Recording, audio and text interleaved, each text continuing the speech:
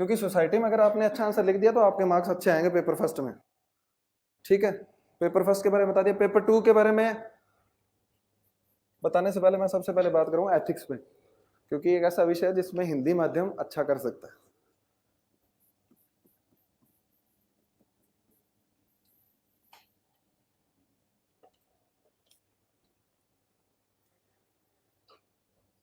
Basic material जो आप पढ़ रहे हो वो पढ़ लेना, ठीक है, उसको अच्छे से रिवाइज कर लेना, रटना है उसको। उसके बाद में मटेरियल में जो एग्जांपल्स दिए हुए हैं ना प्रशासकों के या फिर कोई दार्शनिक है उसके कुछ एग्जांपल्स दिए हुए हैं, उसके आर्ग्यूमेंट लिख लेना।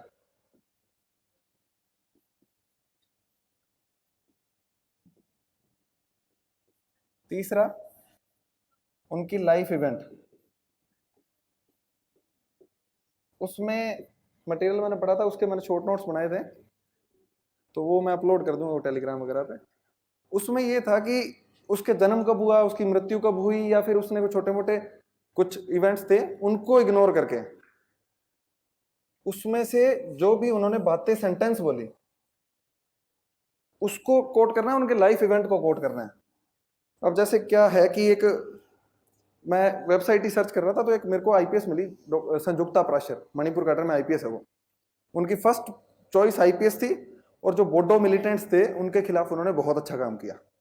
तो 2019 वाले पेपर में एथिक्स में मेरे अच्छे मार्क्स थे, 142 थे। उसमें एक केस स्टडी थी कि आप खनन माफिया में हैं और खनन माफिया आपको परेशान कर रहा है, ऐसे ऐसे कुछ करके थी, मेरे को एग्जैक्ट याद नहीं है। उसमें मैंने डॉक्टर संजुक्ता प्राशर को कोट किया था कि उन्होंने जिस तरीके से माफिया के खिलाफ अभियान चलाकर उसको समाप्त करने में भूमिका निभाई है, उसी प्रकार से मैं भी इसमें प्रयास करूंगा। आपको ये नहीं लिखना कि उन्होंने टैक्टिक्स क्या लिखी, इतना लिखने का आपको टाइम नहीं होगा। तो लाइफ इवेंट का ये मतलब होता है। अब सत्यनिष्ठा पे सवाल आ गया, तो आप लाल बहादुर शास्त्री का उसमें दिया होगा मटेरियल में, मैंने वो पढ़ा हुआ है। लाल बहादुर शास्त्री जी ने क्या किया था, एक रेल दुर्घटना हुई थी और रेल मंत्री पद से इस्तीफा दे दिया था। और सत्यनिष्ठा क्या होती है, एथिक्स की जिसने क्लास की होगी, कि मन वचन क्रम में अद्वैत नहीं होना चाहिए, अद्वैत होना चाहिए सॉरी, कि आप जो सोचते हैं, आप जो बोलते हैं, आप जो करते हैं, उसमें एक समान बात होनी चाहिए। उसमें आप लाल बहादुर शास्त्री का एग्जाम्पल कोट करेंगे, जवाहरलाल नेहरू है, अब्राहम लिंकन है। किसी जगह दृढ़ता की बात आ गई, जो अमेरिकन सिविल वॉर इतना खूंखार हिंसक था, उसमें अब्राहम लिंकन जी ने क्या किया था, दृढ़ रहकर उसको समाप्त करने को भूमिका निभाई थी। ऐसे एग्जाम्पल कोट करने हैं। फिलोसफर को कैसे यूज करना है ये बताता हूं।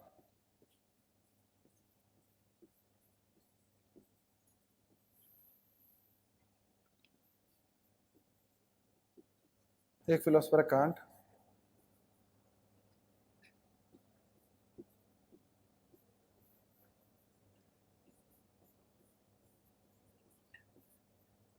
किसी का भी नाम, गुरु नानक।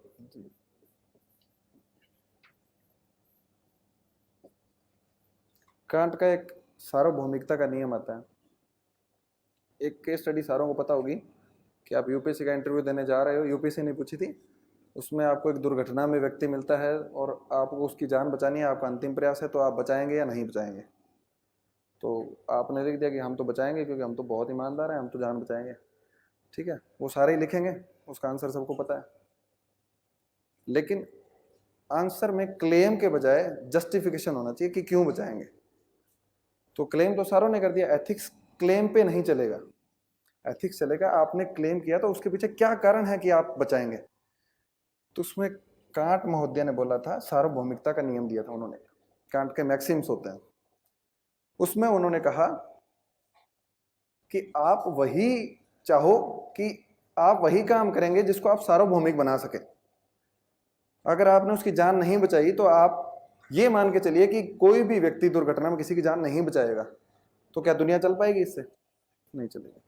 तो आपको ये लिखना है कि कांट के सार्वभौमिकता के नियम के अनुसार यदि मैं इस बात को सार्वभौमिक बना देता हूं तो दुर्घटना में आज के बाद किसी भी व्यक्ति की जान नहीं बचेगी।